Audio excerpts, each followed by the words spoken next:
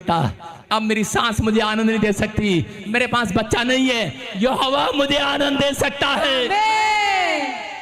Doctor मुझे आनंद नहीं दे सकता। समझ रहे हैं कि नहीं? इसका मतलब कहता है कि आपकी कमजोरी क्या है, शैतान को मत बताओ। आप कहते हैं कि परमेश्वर कि मैं बाहर जावा के सेवा कर सकता है, अच्छी सेवा नहीं कर सकता। परमेश्वर कभी नहीं लेके जाएगा आपको बाहर। सुन रहे हो? क्योंकि आपने अपनी कमजोरी बता दी है, आपने अपनी कमजोरी बता दी शैतान को। फिलिपियों 4:12 में देखो, दाऊद को जब अकल आई है तो दाऊद कह रहा है कि परमेश्वर कि अब तो मैंने एक वर मांगा है, मैं 24 घंटे तेरे भवन को देखने पाऊं, उसमें तेरी सुंदरता को देखने पाऊं, तेरे आनंद को पाने पाऊं यीशु मसीह के नाम में। मैं कह रहा हूं कि अब अकल आई है पश्चाताप करने के बाद। अगर आज आपके घर में युद्ध खत्म नहीं हो रहा, छोटी छोटी बात पर लड़ाई शुरू हो रही है, कर्जा आ रहा है, परिस्थितियां खराब हो रही हैं, इसका मतलब यह है कि आपने परमेश्वर को अपना आनंद नहीं बनाया। आप परमेश्वर का आनंद बनाना स्टार्ट करो। अपनी कमजोरी को जाकर, अपने घर के कलेश को जाकर, अपनी गरीबी को, अपनी समस्या को, बीमारी को परमेश्वर के टेबल पर रखो जाकर। आज रात मैं कह रहा हूं दुख आनंद में बदल जाएगा यीशु मसीह के नाम में। हाँ, पढ़ो, देखो क्या लिखा। जो मुझे सामर्थ्य देता है उसमें मैं सब कुछ कर सकता हूँ। कह रहा जो मुझे सामर्थ्य देता है उसमें मैं सब कुछ कर सकता हूँ। जोर से बोलो, सब बोलो एक दूसरे को। जो मुझे सामर्थ्य देता है उसमें मैं सब एक लाइन बोलो, जो मुझे सामर्थ्य देता है। अब शेर की तरह बोलना, उसमें मैं सब कुछ कर सकता हूं। ऐसे ही तलवार निकालो म्यान में से, बोलो सब कुछ कर सकता हूं। आपकी तलवार म्यान में से निकली नहीं, एक्शन के साथ बोलो, जो मुझे ताकत देता है उसमें होकर मैं सब कुछ कर सकता हूं। समझ में आ गया? म्यान में से जब राजा तलवार निकालता ना, ठहर जा, इसका मतलब होता है मैं सब कुछ कर सकता हूं। बोलो हालेलुया। आपके हाथ में सामर्थ्य की तलवार आ गई है। आप ये नहीं कहना आज से कि मैं ये नहीं कर सकती, मैं वो नहीं कर सकता, मैं कभी वो बन नहीं सकता, मुझसे नहीं हो सकता। बुड़बुड़ाते देते रहते हैं, हल्ला मचाते रहते हैं। जब आप अपनी कमजोरी को शैतान को बता देते हैं तो यही कारण है कि परमेश्वर आपसे वो करने नहीं देता जो आप करना चाहते हैं। शैतान उसके बीच में घुस जाता है और आपके घर में युद्ध पर युद्ध, युद्ध पर युद्ध, लड़ाई पर लड़ाई, समस्या पर समस्या खड़ी रहती है। आज मैं कह रहा हूं अपनी तलवार निकाल लो। आज कहते परमेश्वर जो मुझे सामर्थ्य देता है उसमें होकर मैं शैतान के साथ कुछ भी कर सकता हूं, भगा सकता हूं उसको। आज बड़े लड़ाई को खत्म कर सकता हूं, कर सकता हूं कि नहीं? शैतान सिर्फ इस बोल से डरता है आपके कि ये कुछ भी कर सकते हैं। आमीन। ओ सुनो, मोटी खड़ी हो जाए, देखो मतलब कि ये लड़की भी खड़ी हो जाए, इधर आ जा, सामने आगे आ जाए, बाइबल के ऊपर टपकी आएगी, इधर मुंह कर, सामने करो, इसके सामने कर। युद्ध सामने होता है, पीठ पीछे नहीं होता। ये इसको कह रही है ठहर जा, मैं सब कुछ कर सकती है, सब कुछ बोलो ना, सब कुछ कर सकती, मैं सब कुछ कर सकती, ठहर जा 2 मिनट। तू चंड दहाना हुण बोल, मैं सब कुछ कर दी, ठहर जा हुण तू 2 मिनट। समझ में आया? कह रही मैं सब कुछ कर सकती हूँ। और ये लड़की डर गई, बैठ जा। मतलब शैतान यहाँ खड़ा है और ये प्रार्थना योद्धा है और ये कह रही है मेरे पास परमेश्वर की सामर्थ्य, मैं सब कुछ कर सकती हूँ, तेनू चंड मार सकती है, भगा सकती है तेनू। एक बड़ी से बड़ी प्रॉब्लम कहता है एक प्रार्थना योद्धा खत्म कर सकता है, याद रखना। आपके घर की प्रॉब्लम कोई मनुष्य नहीं, कहे एक प्रार्थना योद्धा छोटा सा बच्चा भी खत्म कर सकता है। दाऊद प्रार्थना करने वाला था, उसने बड़ी से बड़ी प्रॉब्लम इजराइलियों की, उस गोलियत को खत्म कर दिया जो सबसे बड़ा दिख रहा था उनको। मैं कह रहा हूं आज सबसे बड़ा क्यों ना दिख रहा हो, बड़ी प्रॉब्लम क्यों ना दिख रही हो, लेकिन आज हाथ उठाकर सिर्फ ये कहो जो मुझे सामर्थ्य देता है उसमें होकर मैं बड़ी से बड़ी प्रॉब्लम को खत्म कर सकता हूँ। बड़ी प्रॉब्लम को खत्म कर सकते हैं। अपने पड़ोसी को बोलो, जा तेरी बड़ी प्रॉब्लम खत्म। प्रार्थना कर दी नहीं खत्म। जब आप प्रार्थना करेंगे सामर्थ्य तभी तो उतरेगी। आमीन। इसका मतलब परमेश्वर ने क्या कहा, किसके ऊपर उतरेगी सामर्थ्य? कह जो मुझे सामर्थ्य देता है प्रार्थना में। कौन से कमरे में? कैंटीन वाले कमरे में, रेडी पर, टीवी वाले कमरे में, बाथरूम में। नहाने जाएंगे 1 घंटा बाथरूम में पड़े रहेंगे, खाना खाएंगे 1 घंटा टीवी के साथ खाना ही खाते रहेंगे, टीवी के साथ खाना खाते हैं लोग। कहते हैं अपनी कमजोरी बता देते हैं आप शैतान को। यहाँ परमेश्वर अपने लोगों को बता रहा करें, जो मुझे सामर्थ देता है। प्रार्थना योद्धा को मालूम होना चाहिए, जिसने आपको ताकत दी है वो उसको दी है जो प्रार्थना करता है। शैतान को पता लग गया है, कहता है कि ये सब कुछ कर सकते हैं, मुझे भगा भी सकते हैं, बड़ी बड़ी प्रॉब्लम को खत्म कर सकते हैं, ये अपने घर की प्रॉब्लम को खुद खत्म कर सकते हैं, ये अपनी लड़ाई को खुद खत्म कर सकते हैं, ये अपने घर के कर्जे को समाप्त करवा सकते हैं। कहते हैं इनके अंदर ताकत आ गई है, प्रार्थना ताकत आ गई है, प्रार्थना प्रार्थना प्रार्थना। समझ रहे हैं कि नहीं? लेकिन जब वो आपकी ताकत को कब खत्म करता है, कहता आपको रोकता कब है? कहता है जब आप अपनी कमजोरी को बता देते हैं। आपकी कमजोरी ये, अगर मैनू बाहर का वीजा नहीं मिलिया तो मैं पास्टर बजिंदर तेरे चर्च नहीं आना। हेलो, क्या इस कारण से भाग सकती है? बोलो हालेलुया। समझ में आया कि नहीं? विश्वास करना, पवित्र आत्मा आपकी जिंदगी में काम करेगा। एक बार ऐसे ही मैं करनाल में एक पादरी के घर चला गया और पादरी के घर पे गया, मेरा मन करा चलो, उसके पास ही 50 लोग थे, मेरे पास ही 50 लोग थे। मैंने कहा मेरे से पुराना पादरी है, इससे ज्ञान लेकर आता हूँ, मेरा चर्च कैसे बढ़ेगा। मैं उसके पास गया, वो थोड़ा दुखी बैठा था। उसने गुस्से में कहने लगा, कहता पादरी। मैं कहा क्या हुआ? कहता यार। मैंने कहा दुखी क्यों? कहता यार मैं सब कुछ सहन कर सकता हूँ, लेकिन कहता यार रब नू कह रहे हैं, कहता यार मैं घर का कलेश मेरे तो सहन नहीं होता। मैंने कहा पादरी साहब आप 35 साल से सेवा कर रहे हो, आप क्या बोल रहे हो? आपने शैतान को अवसर दे दिया। अब वो इसी बात की तो खोज कर रहा था इस पादरी का, कह रहा है कि प्रॉब्लम क्या है, कह रहा इसकी कमजोरी क्या है? इसकी कमजोरी इसकी पत्नी और बच्चे हैं। हालेलुया। समझे कि नहीं? अपने पड़ोसी को पूछो तेरी कमजोरी क्या है कालिया? पूछ रहे आपकी कमजोरी क्या है?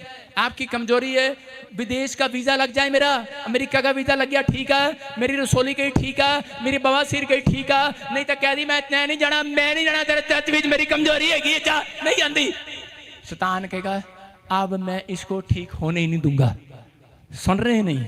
कहता है इसलिए परमेश्वर कह रहा है जो मुझे सामर्थ देता है। फिलिपियों की किताब कह रही है 4:12 में लिखा, जो मुझे सामर्थ देता है उसमें होकर मैं नहीं तुम कुछ भी कर सकते हो। मैं भी और तुम भी कुछ भी कर सकते हो। बोल हालेलुया।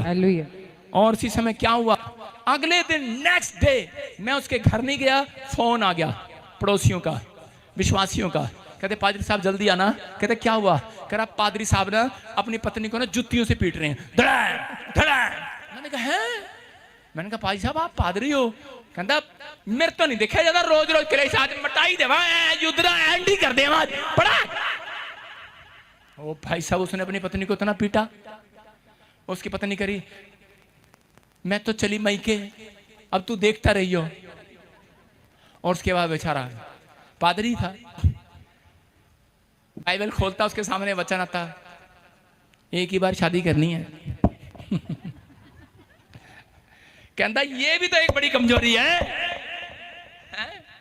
कह रहा बिशप कैसा हो, एक ही पत्नी का पति हो, कलीसिया का प्रबंध करने वाला हो, और उसी समय बार बार हार के कहता भगवान गलती होगी आजा। और भगवान पता है करती अगले संडे फिर अगले हफ्ते फिर, क्योंकि पता लग गया ये पादरी है कहता तो कुछ है नहीं। नाराज हो जाएगा है ना, तंग हो गया बेचारा। लेकिन आज भी कह रहा है कि आपका बड़ू बढ़ाना शैतान सुन रहा है। आप हल्ला मचाकर शैतान को बता देते हो, थोड़ी सी बात होती है हल्ला मचाकर बता देते हो कि मेरी ये कमजोरी है। मैं कह रहा मनुष्यों के सामने बताना बंद करो, अपनी कमजोरी को परमेश्वर के सामने ले जाना स्टार्ट करो। आज से आपका युद्ध खत्म हो जाएगा चर्च। समझ में आया कि नहीं? अगर वो पादरी हफ्ते में 3 दिन अपनी पत्नी के लिए प्रार्थना करता, कमजोरी खत्म। समझ में आया कि नहीं? सारे बोलो हालेलुया। उसने बोला, कहता जी यार तू बता यार। मैं कहा मैं तो आया था तेरे घर, तू उल्टा मेरे घर आने लग गया। कहता यार ये बता मेरी पत्नी कैसे सुधरेगी। मैंने कहा क्या हुआ? कहते यार कलीसिया में चंदा है 500 रुपये, 1000 रुपये, और ये हर संडे कभी 1000 कभी 1100 खर्चे के लिए दो, मेरे को बाजार जाना है। और आपको पता ही है पादरियों को नहीं, विश्वासियों को, आदमियों को गुस्सा जब तक नहीं आता जब तक उनकी पत्नियां उनसे पैसे ना मांग ले। जब वो पैसे मांग लेती हैं फिर गुस्सा तब आता है कि नहीं? अरे हाँ कि ना? आपके जीवन की बातें बता रहा हूं ताकि आप सुधरें। अपने पड़ोसी को बोलो सुधर जा। उसकी पत्नी जब भी पैसे मांगती और उसका पति पादरी डंडा उठाकर अपनी पत्नी को चली जा, यूपी का था, करा धरती में गाड़ दूंगा तेरे गए, चली जा। और फिर बाद में घुटने टेक के परमेश्वर गलती होगी माफ करना। क्या कर सकता है बेचारा? कर रहा हूं जाती है पैसे मांगने, तेरे को पता है मेरी मजबूरी का? तेरे को पता तेरे को रेडी लगाता हूं, गोलगप्पे बेचता हूं, संडे को चर्च लगाता हूं, पता है? पत्नी के जू भी नहीं सिर पे हिल रही, पता है?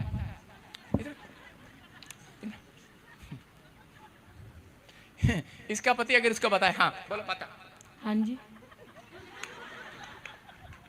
असर ही नहीं है। ऐसी औरतें हैं, बैठ जा, मतलब शादी नहीं हुई इसकी, वैसे बता रहा हूं। ऐसी औरतें हैं उनके सिर पे कोई असर नहीं है क्योंकि शैतान ने कब्जा किया हुआ है। आप समझ रहे हैं कि नहीं? शैतान अंदर नहीं है लेकिन कब्जा किया हुआ विचारों पर। आपको मारने की बजाय टेक्निक अपनाना है, परमेश्वर से प्रार्थना करना है। मैंने उसको एक तरकीब दिया, मैंने कहा बात सुन, हमने भी बहुत बार ये तरकीब अपनाई है और तू भी अपना ले। कहता क्या? मैंने कहा तू उसको कौन कौन से नोट देता है? कहता चर्च में चंदा आता खुले 10, 20, 30, 50, 100 ऐसे। कहते वो मैं अपनी पत्नी को बांट देता हूँ, जा घर में कलेश क्या करना, ले 1100 रुपए ले जा खर्चा करा, गोलगप्पे खाया, कपड़े लिया, जो लेना बच्चों के लिए लिया। मैंने कहा गलती करता है, आज से उसको बंदा नोट दिया कर। उस समय में जमाने में 1000 का नोट बंदा चलता था कि नहीं? और उसकी पत्नी को 1000 का नोट दे दिया। मैंने कहा पीछे से दुआ कर, परमेश्वर ये नोट खर्च ही ना हो आज। और वो जाती, कहीं भी जाती, 1000 का नोट लेकर दुकान पर, दुकान वाले से लड़ाई हो जाती, सामान पसंद नहीं आता, उसके कपड़े खुलवा देती, जूतियां खुलवा देती। इतनी सारी जूतियां लेनी है, सैंडल लेना है, समझ में नहीं आ रहा। और जी एक छोटा सा चीज लेने के लिए 1000 का नोट देती, वो कहता है इतना बड़ा नोट हम नहीं देते सामान। 50 रुपए का सामान ले रही है, 1000 का नोट निकाल रही है। और घर में बेचारी 1000 का नोट लेकर वापिस आई थी, ये पकड़ अपना नोट, पता नहीं कैसी दुआ कर दी तूने। और उसने मांगना ही बंद कर दिया हाथ से। लड़ाई झगड़ा खत्म हो गया, खत्म। समझ रहे कि नहीं? सारे बोलो हालेलुया।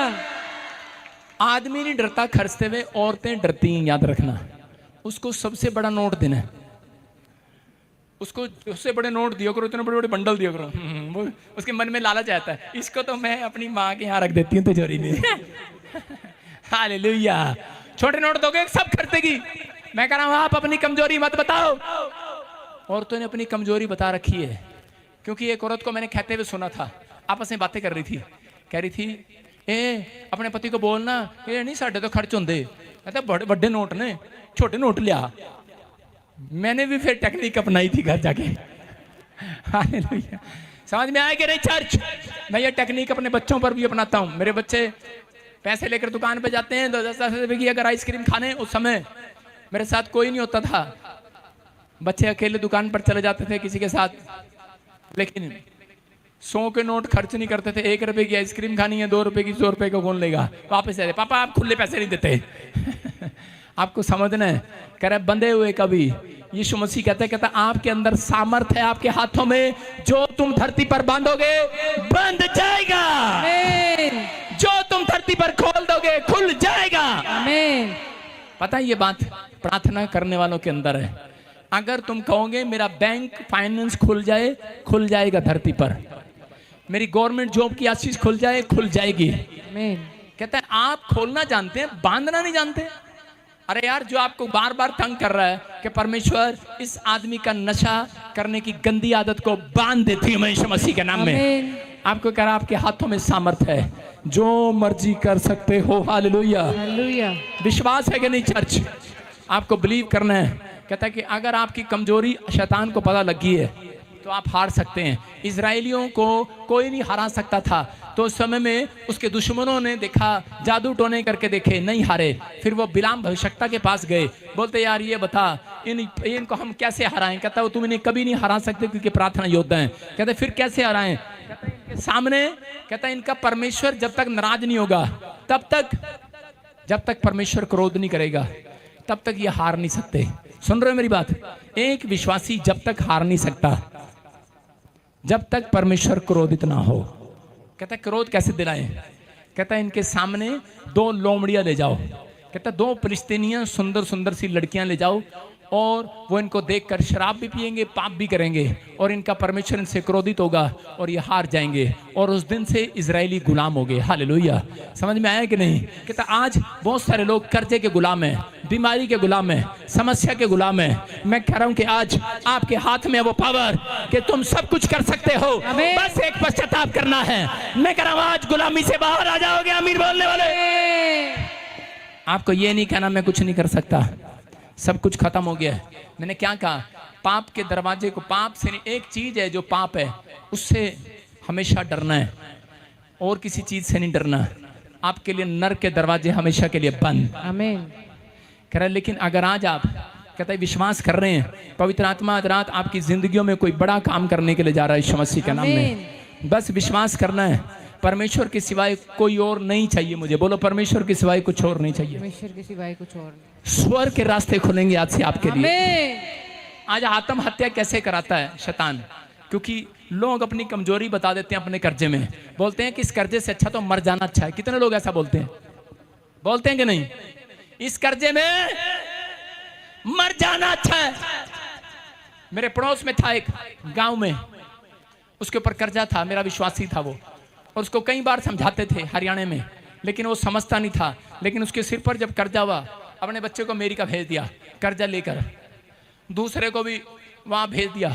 मकान बनाने की हैसियत नहीं है, बच्चा अमेरिका से पैसे भेज देगा, कर्जा उठा लिया, और कर्जा लेने के बाद फिर रोने लगा, कहता है इस कर्जे से अच्छा तो मौत आ जाए।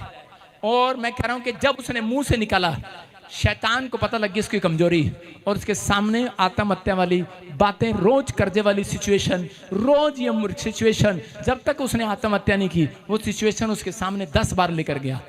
और उसी समय लोग उसके गेट पर खड़े होते मांगने के लिए। एक आया, अगले महीने एक आया, अगले महीने एक आया, 10वें महीने में उसने सुसाइड कर लिया, मर गया। वो एक विश्वासी आत्महत्या करके मर गया। कारण क्योंकि उसने अपनी कमजोरी को, कह रहा शैतान को बता दिया था, अपनी कमजोरी को, कहता वो परमेश्वर को बताता। सुलेमान का लड़का रेहबाम, कहता उसने क्या किया? कहता उसके पास धन संपत्ति थी, कह रहा कि जब उसका राज्य स्थिर हुआ अपने बाप दादाओं के पैसों से, तो उसके बाद उसने परमेश्वर को मानना छोड़ दिया, और परमेश्वर ने उसके ऊपर अटैक करवाया, शैतान ने उसके ऊपर अटैक कराया, और उसी समय उसका राज्य छीन लिया गया। एक शीश राजा उसके पास आया और उसका महल में से सारा पैसा ले गया। फिर मिस्रियों ने अटैक किया, महल में से सारा पैसा ले गया, लेकिन वो फिर भी नहीं सुधरा, और वो दंड का अधिकारी हुआ। मतलब वो अपनी निर्बलता में, अपनी कमजोरी में परमेश्वर के पास नहीं गया। उसको घमंड था अपने पैसे और अपने सैनिकों पर, लेकिन वो ऐसे ही मर गया। मैं उन लोगों को बता रहा हूँ, आज बहुत सारे लोग अपनी चिंताओं में सोचते हैं शायद मेरा मामा मेरी मदद कर देगा, मेरा ताऊ मेरी मदद कर देगा। शैतान आपके ऊपर अटैक पर अटैक कर रहा है, अटैक पर अटैक कर रहा है। आप बीमार पड़ रहे हैं, आप डॉक्टर पे भाग रहे हैं, आप कुछ भी हो रहा है, कर्जा हो रहा है, परिस्थितियां खराब हो रही हैं। आप राहेल ने कहा, पढ़ो देखो क्या कहा। जब राहेल ने देखा कि याकूब के लिए मुझसे कोई संतान नहीं होती, तब वह अपनी बहन से डाह करने लगी और याकूब से कहा मुझे भी संतान दे, नहीं तो मैं मर जाऊंगी। बोलो हालेलुया। हालेलुया। पता आपको राहेल जवानी में क्यों मर गई? ये कारण था उसका। आज बहुत पहले ही बता दिया था कि मेरी मौत का टाइम कब है, पहले ही बता दिया था याकूब को। कहती कि मैं मर जाऊंगी अगर परमेश्वर मुझे बच्चा नहीं देगा। लेकिन उसके बाद वो समझ गई, प्रार्थना किया उसने। लेकिन बाइबल जब आप पढ़ते हैं तो वहीं पर उत्पत्ति के 30 के आगे भी लिखा, जब इसको पढ़ेंगे आप, कि राहेल बच्चा जन्मते ही मर गई। हालेलुया। क्योंकि उसने अपने मुंह से निकाला था। समझ में आई मेरी बात? और उसके पति ने भी कहा था, कहता जिसने तेरी मूर्तियों को चुराया हो वो मर जाए। और शैतान को अवसर दिया था। आप जब शैतान को अवसर देते हैं तब आपके काम मर जाते हैं, आपके हाथ, आपके लीवर डेड हो जाते हैं, प्रॉब्लम आती है। चर्च सुन रहे हैं मेरी बात को? कह रहा है आपकी कमजोरी, कहता जब आप हल्ला मचाते हैं, जब आपके काम नहीं बनते, आप हल्ला ना मचाएं और दूसरों को ना बताएं। आप हल्ला मचाएं लेकिन परमेश्वर के सामने मचाएं। हल्ला मचा के दिखाओ एक बार हालेलुया बोल के। हालेलुया।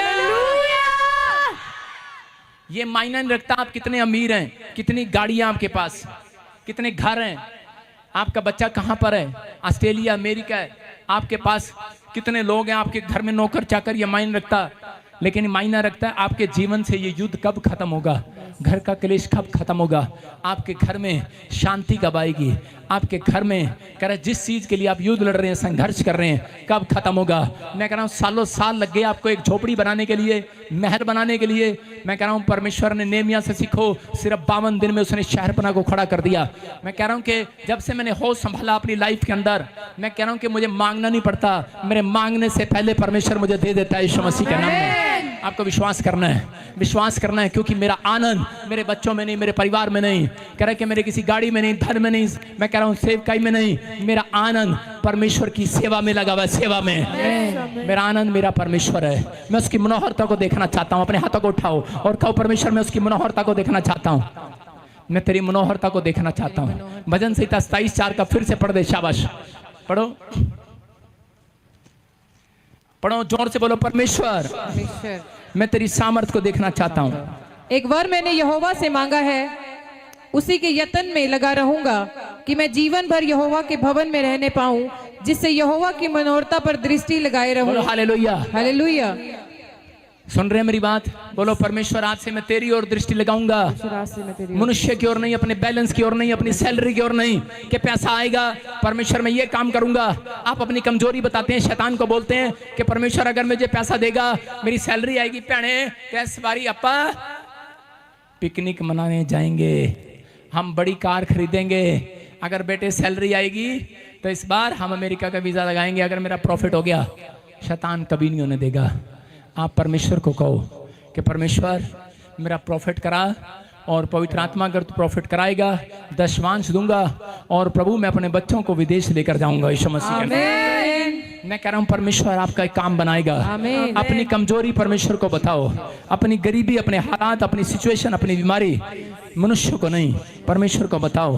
मुझसे भूखा नहीं रह जाता, जोर से बोलो मुझसे भूखा नहीं रह जाता। भूखा नहीं रह जाता। कौन बोलता है इसे? बच्चे बड़े, उनके घर में खाने की तंगी रहती है, शैतान ने सुन लिया है। कुछ औरतें ऐसे बोलती हैं, ए जल्दी कर मैंने भूख लग रही है, न्याणे कहते ने मैंने भूख लग रही है, मेरे तो भूखा नहीं रहा जाता। वो सिचुएशन आपके घर में दोबारा फिर आएगी, समझ रहे हो? आप जल्दबाजी ना करें। कहता है कि मैं तेरे बिना नहीं रह सकती। कौन बोलता है? पत्नी। कर्जे से अच्छा तो मर जाना, मुझसे नहीं रहा जाता, घर का क्लेश मुझसे नहीं सहा जाता। ये बातें जब आप बोलते हैं, शैतान आपका पीछा करता है। बंद करो बोलना, आज हाथ उठाओ और बोलो परमेश्वर आज से शांति के दूत घर में भेजे जाएं। कई औरतों की कमजोरी क्या है? पार्लर। क्या है? जब तक महीने में एक बार पार्लर ना चली जाए उनको खाना हजम नहीं होता। बोलो हालेलुया।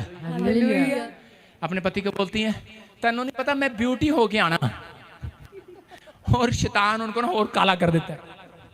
ब्यूटी नहीं होती, वो अपने पति को खुश करने के लिए ब्यूटी करने जा रही, ब्यूटी पार्लर में जा रही है। एक औरत आई और वो कह रही, पापा पता नहीं की हो गया, मैनू ना मेरे लिए प्रेयर कर दो, मेरे तो ना आजकल प्रार्थना ही नहीं होती। मैंने कहा अच्छा, मैंने उसकी रोज प्रार्थना करनी, परमेश्वर इसकी प्रार्थना करता हूं, ये प्रार्थना वाली हो जाए, प्रार्थना वाली हो जाए। एक महीना, अगले महीने क्या देखा? खड़ी हुई हो, खड़ी हो जा, इधर आना। अगले महीने इसके मुंह में मालिश कर, एक हाथ से, एक हाथ से, कैमरा दिखा। अगले महीने मैं वहां से निकल रहा था, मेरी मौसी की लड़की कह रही है 1 मिनट ब्यूटी पार्लर के अंदर छोड़ दे। मैंने कहा अच्छा ये बैग भी रख ले अंदर, पर्स दिया। मैंने कहा है आंटी? आंटी क्या कर रही थी? मालिश करा रही थी। सुन रहे हैं? ब्यूटी पार्लर में। और उसके बाद उससे पूछ रही है मैं कैसी लग रही हूं, कैसी लग रही हूं? बैठ जाओ। ये कमजोरी है आपकी, सुन रहे हैं कि नहीं? ब्यूटी पार्लर जाओ, अच्छे कपड़े पहनो। उसी ने गाना बनाया था जो वो गाती है यहाँ पर आकर, कहती ना लागे दिल मेरा पार्लर में, दीवानी तेरी दीवानी, दीवानी तेरी दीवानी, दीवानी हो गई मैं। लंबी आवाज में कह रही थी यीशु तेरे प्यार में। हालेलुया। उसी ने बनाया गाना, हमने गा दिया उसका गाना। अब समझ में आया क्यों, पता क्यों? क्योंकि वो जो ब्यूटी पार्लर में जाती थी, अच्छा कपड़े पहनती थी, 5 आदमी पूछती थी ठीक लग रही हो, और तो भी ठीक लग रही हो, और थोड़ी देर बाद दुष्ट आत्मा ने पकड़ लिया उसको, और चर्च में आके भूतनी की तरह खेलती थी, वाह वाह। जो 500 वहां दिए थे, सिर्फ 5 रुपए के चंदे में उसका हौलिया ठीक हो जाता था, फिर से यूं उसका हौलिया शैतान बिगाड़ देता था। दुष्ट आत्मा पीछे पड़ी थी। जिस दिन वो ठीक हुई, उस दिन उसको पता लग गया मेरा आनंद तो यीशु है। अब मैं किसकी दीवानी हूं? यीशु की। पति की नहीं, यीशु की। और एक आदमी शराब पीना नहीं छोड़ता था। मैंने कहा यार तूने क्यों कमजोरी बना रखा? एक दिन उसको भूत ने पकड़ लिया। जब पकड़ लिया, उसके लिए प्रार्थना हुआ। भूत ने जब उसको छोड़ा नहीं, 6 महीने रगड़ा उसको, यहां से वहां से, कहीं भी सड़क पे गिर देता था। क्या तौबा मेरी तौबा। अब गाना गा रहा है, ना लागे दिल मेरा बोतल में, दीवाना तेरा दीवाना, दीवाना हो गया मैं यीशु तेरे प्यार में। किसके प्यार में? किसके प्यार में? बीड़ी पी रहे हैं और कह रहे हैं यीशु के प्यार में। चर्च आते हैं, तंबाकू खाते हैं और बोलते हैं दीवाना हो गया मैं यीशु तेरे प्यार में। सारे बोले हालेलुया। समझ में आया? आप अपनी कमजोरी कह रहे हैं कि शैतान को मत बताओ।